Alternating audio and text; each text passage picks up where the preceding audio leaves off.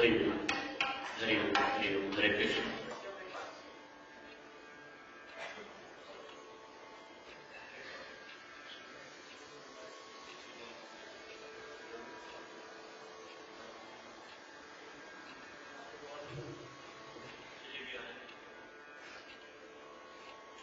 हरे कृष्ण।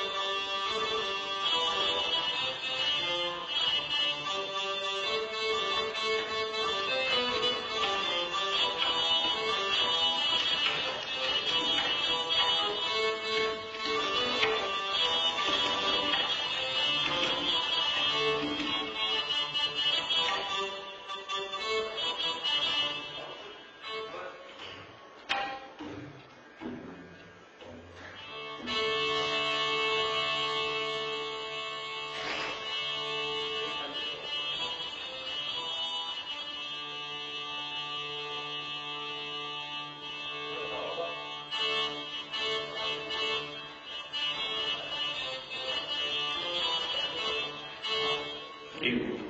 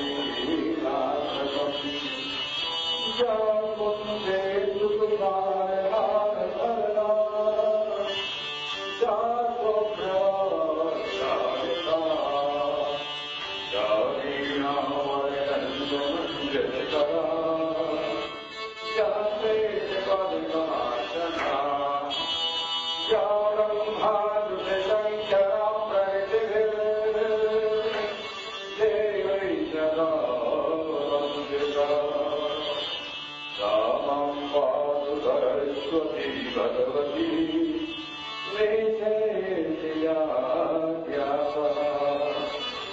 ॐ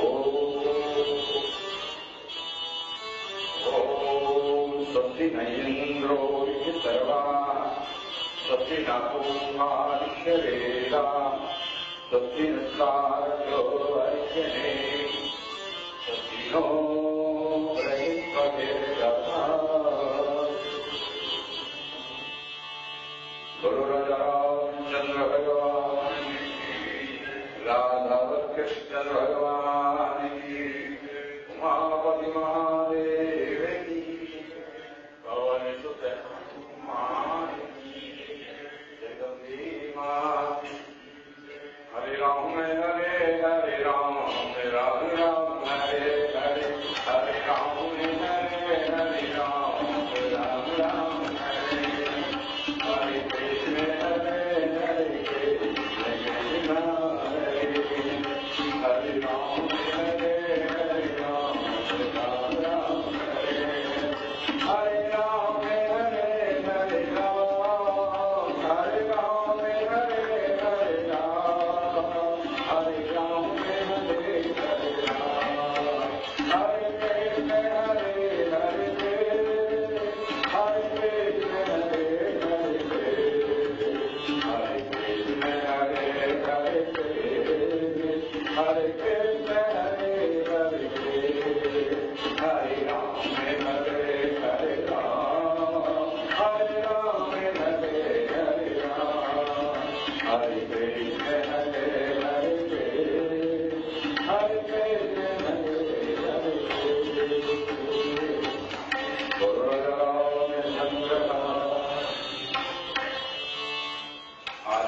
राम सुहावना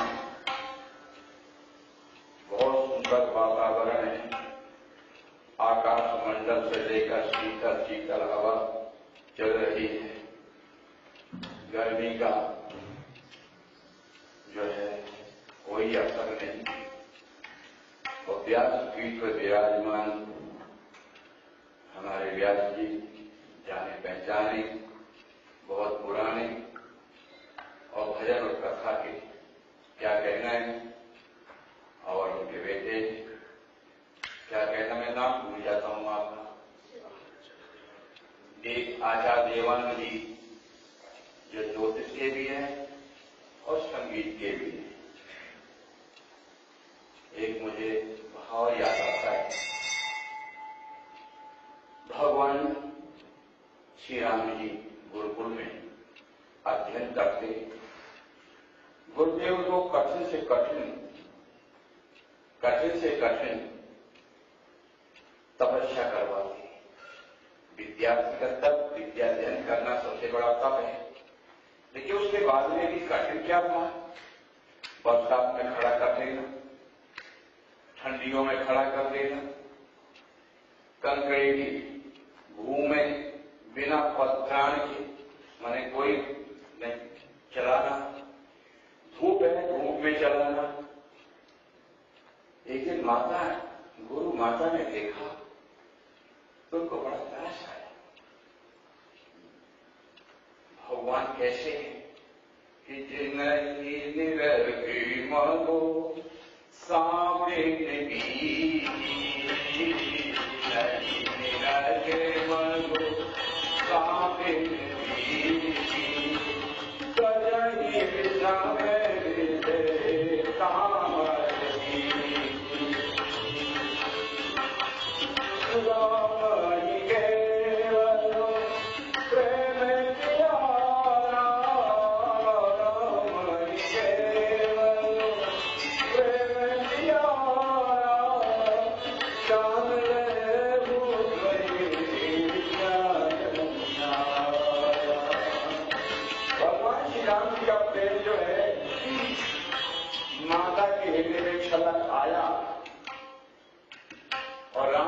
देखते ही माता हृदय में विचार करने लगी कि हमारे पति देव ये क्या कर रहे हैं।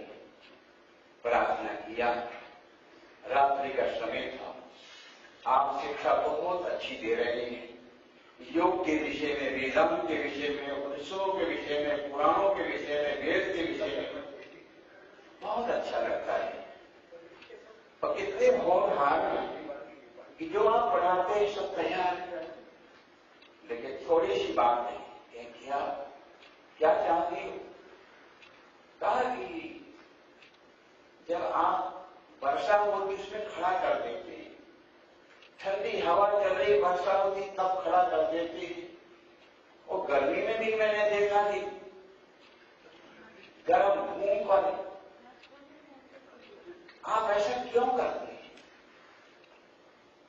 उनके अंदर निष्ठुरता आ जाएगी, सहजता नहीं आएगी, प्रेम नहीं आएगा। जब मेरे तरफ देखते हुए मेरा प्रेम उमड़ आता है। गुरु वशिष्ठ जी महाराज ने कहा कि ये राजा के पुत्र, ये वीर पुत्र है, आगे चलकर इनको कंकरीली भूमि में चलना पड़ेगा तो पहले से अभ्यास होना चाहिए। अगर धूप में निकलना पड़ा तो धूप का अभ्यास होना चाहिए।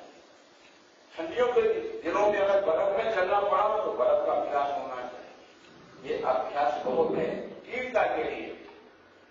लेकिन कहा है ठीक है, इसके साथ में अगर उनके साहस, उनके दिल को प्रसन्न करने के लिए कोई आपने योजना बनाई, कहा तुम्हें समझा नहीं कि वेदों में तो एक सामवेद भी है, वहां पर आपने प्रवेश कराया। गुरु वशिष्ठ जी महाराज चुप हो गए, ठीक है, बिना सामवेद के ये जीवन सरलता और प्रेम की रस्सी में नहीं बन सकता है। ये सामवेद जरूर होना चाहिए। मनुष्य को सुंदर से सुंदर भजन गाना चाहिए, राग के साथ गाना चाहिए, तब मनुष्य का कठोरता से सख्त जीवन बन जाता है। यही हमारे जीवन का लक्ष्य है। कथा सुनने का भाव है कि आप कथा का श्रवण करें। बहुत अच्छे विद्वान विराजमान हैं, उनके द्वारा कुछ शिक्षा ग्रहण करें। श्रीमद् भागवत महायज्ञ चल रहा है, इस यज्ञ में थोड़ा सा भी हमारे अंदर अंतःकरण विराजमान हो जाए तो कथा का सफल स्वरूप बन सकता है। इन्हीं शब्दों के साथ में मैं कहूंगा एक आप भजन सुनावें, उसके बाद में व्यास जी, उनका आदेश था कि 2-4 मिनट के लिए आप खड़े हों, तब मैं खड़ा हुआ हूं। बोलो राजा रामचंद्र भगवान की धर्म की, अधर्म का, प्राणियों में विश्व का, हर हर महादेव।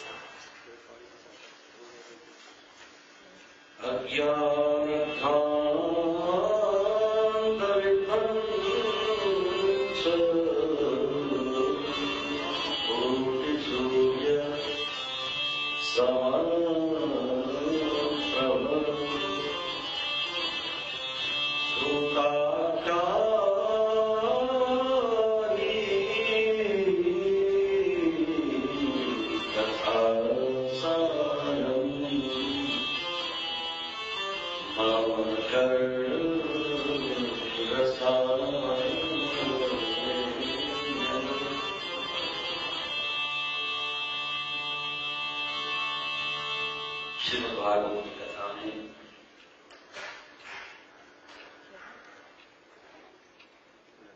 अनेक रूप और अनेक ढंग से ये कथा हमारे समक्ष आती है। जब जैसा जिसका पर्पज रहा, जैसा जिसका उद्देश्य रहा,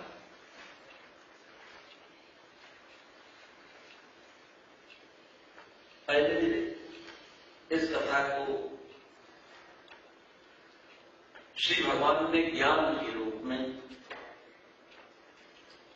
पितामह ब्रह्मा को प्रदान किया। ब्रह्मा को तो कोई और चीज की आवश्यकता थी नहीं। श्री भगवान ने जब सृष्टि की बात ब्रह्मा जी को कही कि आपको सृष्टि बनाना है, तो ब्रह्मा जी का प्रश्न है कि सृष्टि के निर्माण में, विस्तार में मोह हो जाना स्वाभाविक है, लगाव हो जाना स्वाभाविक है।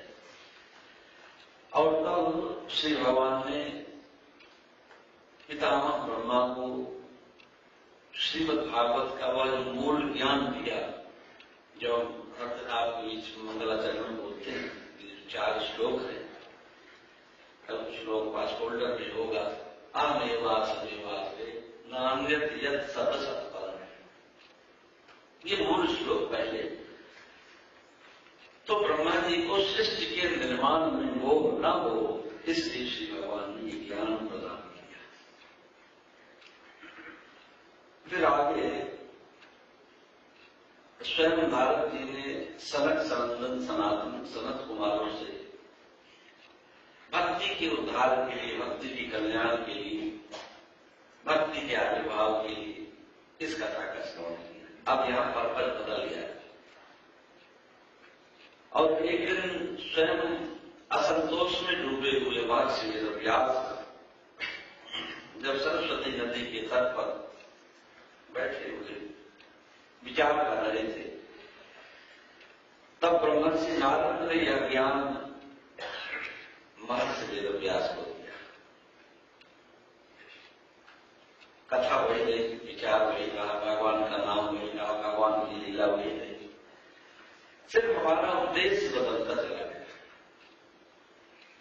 अभी भी हम जब किसी पूजा पाठ में, किसी कर्मकांड में प्रवेश करते हैं तो प्रायः आपने देखा होगा आचार्य ब्राह्मण, प्रायः आपने देखा होगा कि वही मंत्र, बहुत ज्यादा फर्क नहीं पड़ता।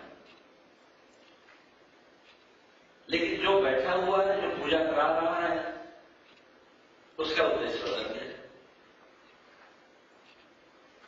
कभी गृह प्रवेश के लिए पूजा करा रहा है, कभी बच्चे के जन्मदिन पर पूजा करा रहा है, विवाह में पूजा हो रही है, तो नाना प्रकार से विधि विधान अलग अलग हो रहे हैं, उद्देश्य अलग अलग हो रहे हैं, लेकिन मंत्रों में बहुत ज्यादा परिवर्तन नहीं है।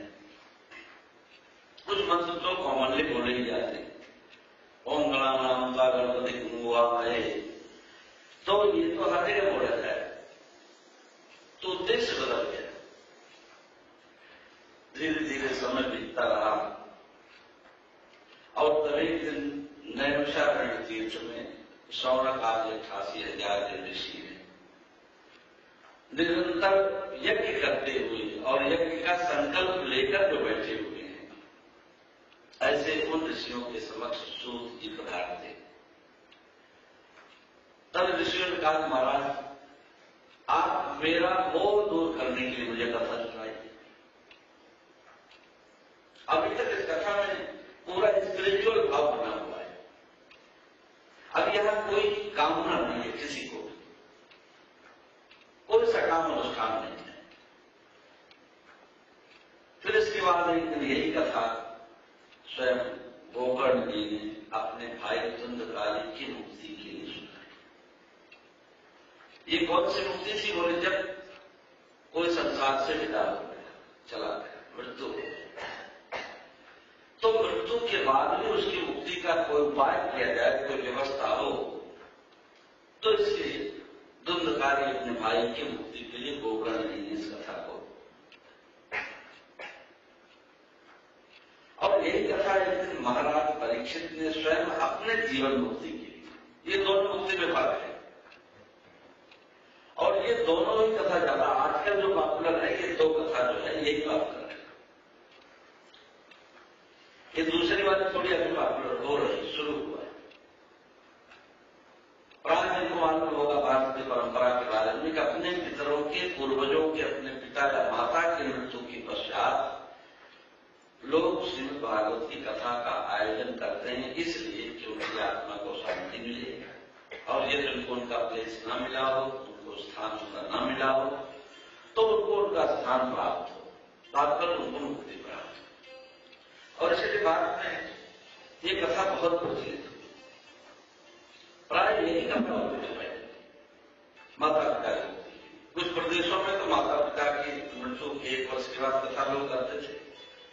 अभी कुछ प्रदेशों में ऐसा है कि 10, 20 साल, 30 साल, 40 साल जो भी समय गुजर गया हो, जितने लोग उनकी पीढ़ी में भरे हुए हैं, उन सबकी मुक्ति के लिए श्रीमद् भागवत की कथा का आयोजन करते हैं।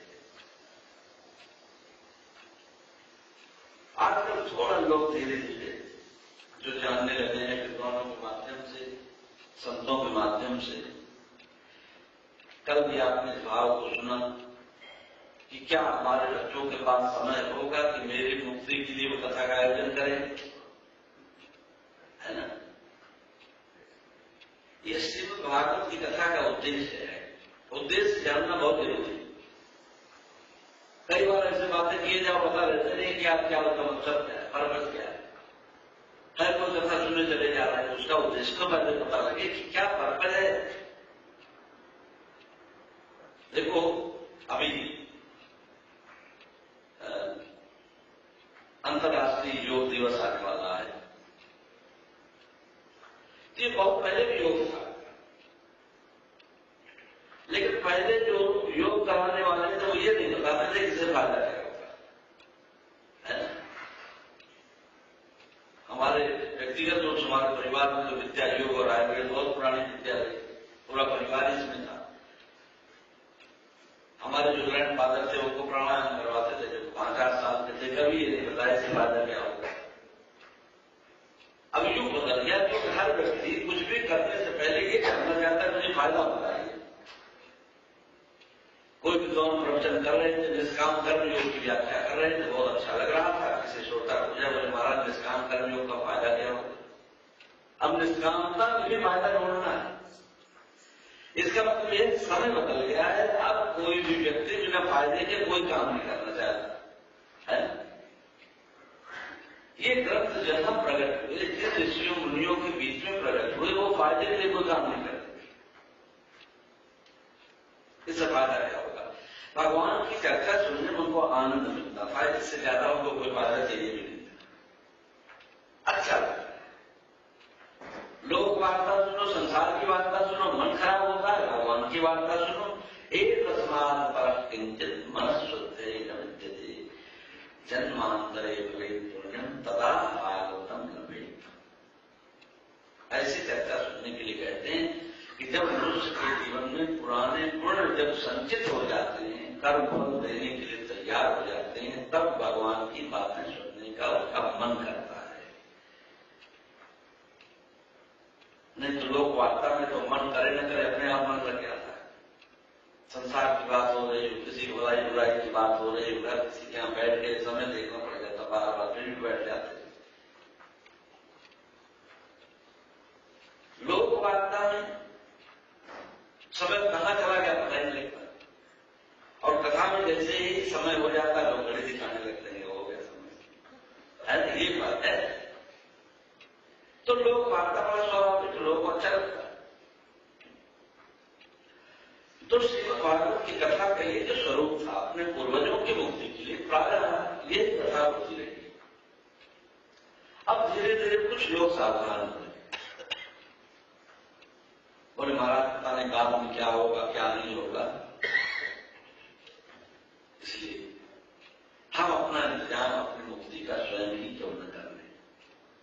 जैसा कल देखा आपने कथा में, आपने सुना प्रविष्टो निर्माण। ये कथा कौन से? बोले कलो कीरे न भाषण। ये कलयुग में जो कथा हुई, इस कथा को महाराज परीक्षित ने सुना, गुरुदेव शुक्रदेव से। और एक कथा और आजकल धीरे धीरे पॉपुलर हो रही है। इस कथा का बजट बहुत बड़ा होता है, बहुत बड़ा आयोजन होता है। किस उद्देश्य के लिए सुनी जाती है? गांव में बहुत बड़ी कथा का आयोजन हुआ, किसी कराया हरियाणा चौधरी भागवत की वृंदावन से हेलीकॉप्टर में गए। अरे भाई बहुत बड़ा आयोजन है, क्या बात है? बोले जो परीक्षित बन रहे थे उनको सरपंच का चुनाव लड़ना है। ये कथा बहुत पॉपुलर हो गई, इसका बजट बहुत ज्यादा, कम से कम 1 करोड़ मिनिमम इसका विकास से इतना, क्योंकि इलेक्शन लड़ना है। लोग जाने अगर चौधरी जी तो बहुत ज्यादा धार्मिक व्यक्ति, यानी बहुत अच्छे है ना। तो आपके अपना अपना उद्देश्य है। हीरे की खान में से कोयला बटोरना है, बटोर लीजिए, आपकी इच्छा है। जो श्रीमद् भागवत मुक्ति की गाथा है, जो श्रीमद् भागवत जीवन मुक्त कराने वाली है, ऐसी श्रीमद् भागवत की कथा को सुनकर सरपंच बनना चाहो, आपकी इच्छा है। सरपंच बना देगी, कोई बात नहीं। तो व्यास जी क्या इसकी दूसरी कथा थोड़ी सुनाएंगे? कथा वही होगी, मंत्र वही होगा, सिर्फ संकल्प बदल जाएगा कि हम क्या उससे चाहते हैं। तो शौनकाद ऋषियों ने महाराज सूत को पूछा, अज्ञान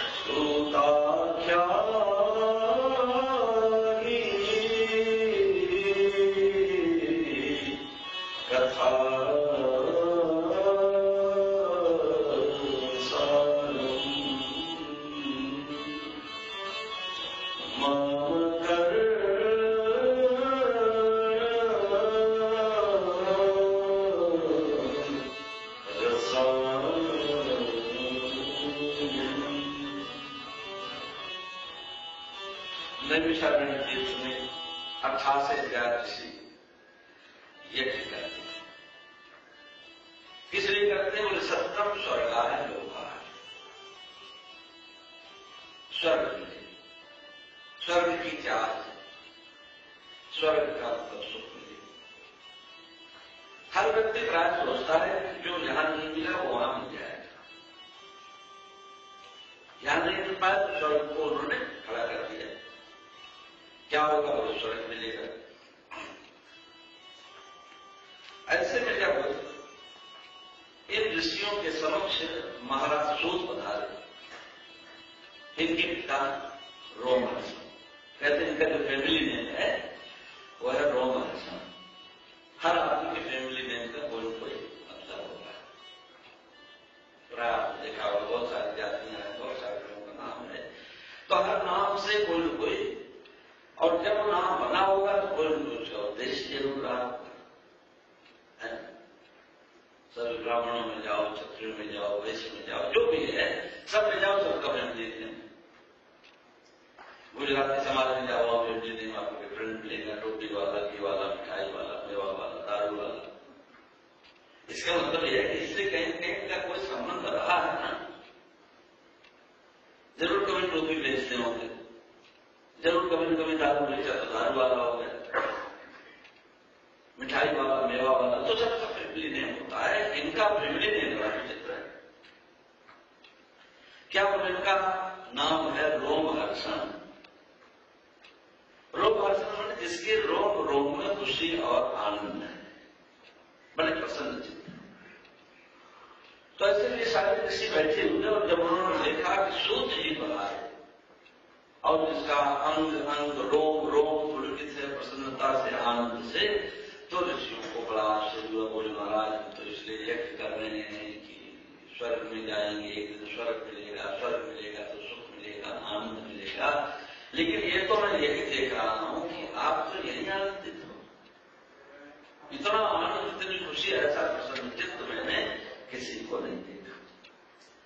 इसलिए महाराज मुझे भी बताइए कि यह आनंद जो आपको मिला ये कैसे मिल सकता है, क्या संभव है, क्या हमारे संभव है? आप तो महाराज बड़े ज्ञानी हो, इसलिए आप कुछ ऐसा मुझे बताइए, कुछ ऐसा। सूताख्याय कथा सार मम कर्म रसा। तो कोई आप पूरी कथा में जहां भी कभी कोई बात आती है, कथा सुनानी, ये कहा कि आपको कुछ सुनाई नहीं, ये नहीं कहा क्या सुनाई। तो मरीज का काम है डॉक्टर को कहता है कि हमको आप ठीक कर दीजिए।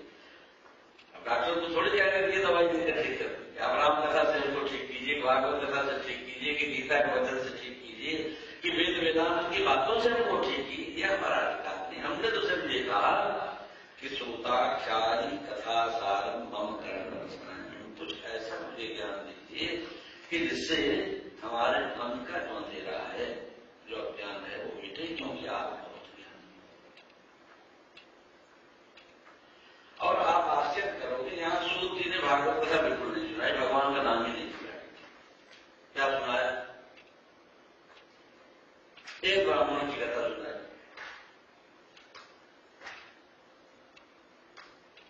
उन्होंने पूछा कथा सुनाई, और उन्होंने क्या सुना? बोले एक ब्राह्मण था। अरे भाई आप भगवान का नाम लेने चाहिए। तात्पर्य यह है कि आपने जिससे जो बात पूछी है, जो मुझे बीमारी मुझे ठीक करती है, दवाई उसको दे दीजिए कि कैसे वो ठीक करता है। और तब उन्होंने आत्मदेव ब्राह्मण की कथा सुनाई। ये मोह की कथा। एक ऐसे, अब कथा के विस्तार नहीं जाएंगे, बहुत बार आपने सुना होगा। तो आत्मदेव ब्राह्मण जो वो ही है, मोह में इतना ज्ञानी है, ऐसे पढ़ा लिखा नहीं सब बात, लेकिन फिर मोह तो अज्ञान का ही। गोस्वामी तुलसीदास लिखते हैं, मोह निशा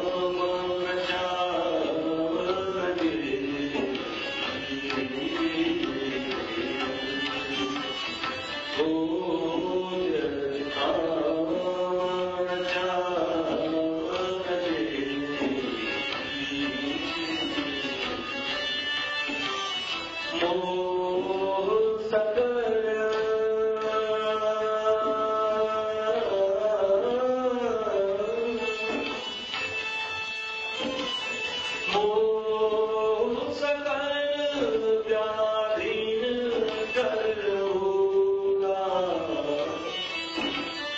देंगे थोड़ी उपजन बंसुरा, देंगे थोड़ी उपजन बंसुरा,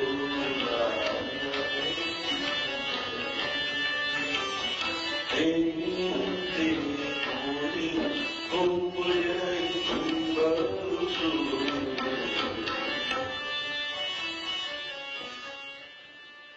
गोस्वामी जी ने मोह के संदर्भ में अंत में ये कहा कि मोह सकल व्याधि